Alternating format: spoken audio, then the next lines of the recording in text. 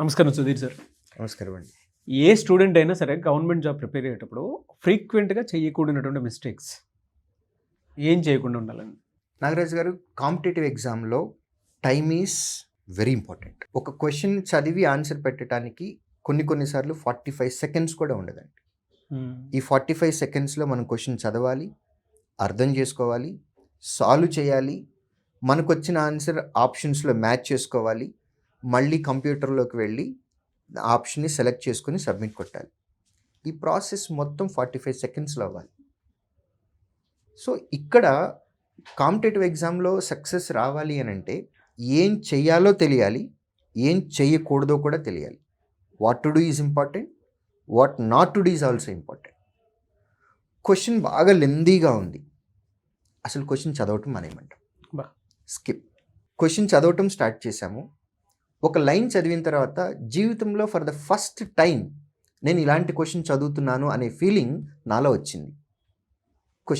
మిగిలిన క్వెషన్లో ఉన్న ఇన్ఫర్మేషన్ ఏంటో కూడా చదవద్దు.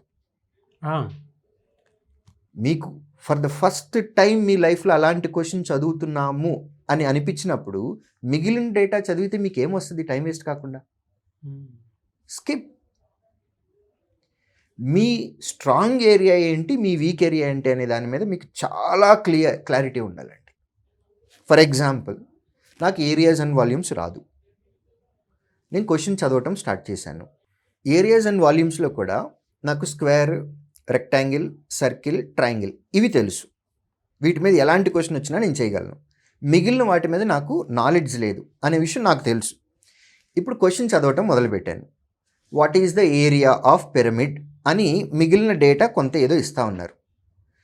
ఏరియా అన్నారంటే areas and volumes chapter, pyramid అన్నారు, నాకు పిరమిడ్ మీద నాలెడ్జ్ లేదు అనే విషయం నాకు తెలుసు. మరి మిగిలిన డేటా ఒక 2-3 లైన్లు ఇంకా ఉంది, ఆ డేటా చదివితే నాకేమొస్తుంది టైం వేస్ట్ కాకుండా? కాబట్టి వీక్ ఏరియా నుంచి క్వశ్చన్ వస్తే skip. 1 question 1 attempt, thumb rule you have to follow. నేను క్వశ్చన్ సాల్వ్ చేశాను. x = 10 వచ్చింది. అడిగింది x వాల్యూ. కింద ఆప్షన్లు చూశాను, 10 అనేది ఎక్కడా లేదు. నన్ ఆఫ్ దీస్ ఆప్షన్స్ అనేది కూడా లేదు. స్టూడెంట్స్ చేసే మిస్టేక్ ఏంటంటే నాగరాజు గారు, ఆ క్వశ్చన్ మళ్ళీ సాల్వ్ చేయడానికి ట్రై చేస్తారు. ఫస్ట్ టైం మనమే చేసాము, అప్పుడు 10 వచ్చింది. మళ్ళీ సెకండ్ టైం కూడా 10 రావడానికి మోర్ పాసిబిలిటీస్ ఉన్నాయి. 1 question 1 attempt, thumb rule. Answer రాలేదా? స్కిప్. మనకు వచ్చిన ఆన్సర్ కానీ ఆప్షన్స్లో లేదు అంటే ఏదో తప్పు చేసాం, స్కిప్. సో ఇలాంటివి ఖచ్చితంగా ఫాలో అవ్వాల్సినవి ఉన్నాయి. కాంపిటేటివ్ ఎగ్జామ్లో మనకు ఉద్యోగం రావాలంటే వాళ్ళు ఇచ్చిన అన్ని క్వశ్చన్స్ సాల్వ్ చేయాలని కాదండి. ఇచ్చిన టైంలో అందరి కాంపిటీషన్లో ఉన్నప్పుడు వాళ్ళకంటే మనం బెటర్గా పర్ఫామ్ చేయాలి.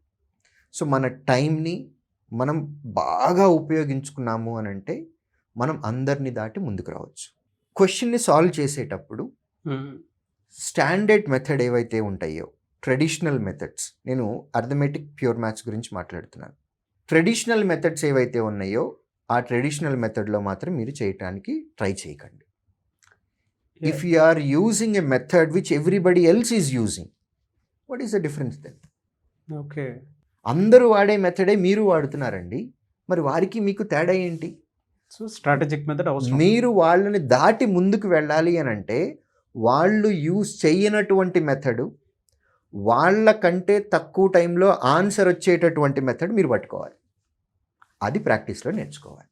So don't use a method which everybody else is using. ఇది నాలెడ్జ్ ఎన్హాన్స్మెంట్ కింద వస్తుంది. ప్రాక్టీస్ టైంలో ఇవన్నీ అలవాటు చేసుకోవాలి.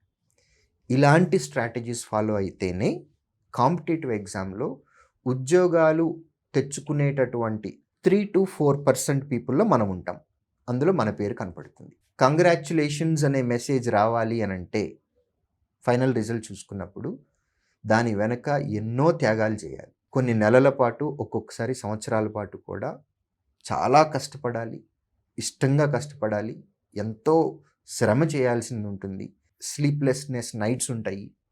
సో సక్సెస్ అనేది అంత ఈజీగా రాదండి. 100% మెంబర్స్ ఉన్నటువంటి కాంపిటీషన్లో if you want to fall under 3-4%, మీరు 3-4%లో ఉండాలి అని అనుకుంటే 96-97% మెంబర్స్ని మీరు క్రాస్ చేయాలి. అంటే వాళ్ళందరికంటే డిఫరెంట్ స్ట్రాటజీతో వెళ్ళాలి. వాళ్ళందరికంటే చాలా ఇంటలెక్చువల్ ప్రాపర్టీని మీరు ఎగ్జామినేషన్ హాల్‌కి క్యారీ చేయాలి. Intellectual property. మీరు ఎగ్జామినేషన్ హాల్‌కి క్యారీ చేయాలి అనంటే, దానికి ముందు మీరు ఎంత వర్క్ చేయాలి? సక్సెస్ అనేది ఈజీగా రాదండి. సక్సెస్ అనేది లక్ తోటి సంబంధం లేదండి. సక్సెస్‌కి షార్ట్‌కట్స్ లేవు. మనం ఇన్ఫర్మేషన్ గెయిన్ చేసుకోవాల్సింది. మన నాలెడ్జ్‌ని పెంచుకోవాల్సింది.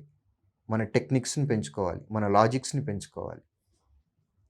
ఇలా అందరినీ దాటుకొని ముందుకు వెళ్ళే స్ట్రాటజీస్ ఏంటి అనేది మనం ఎగ్జామినేషన్ కంటే ముందే ప్రాక్టీస్‌లో మనం అలవాటు చేసుకుంటూ ఉండాలి.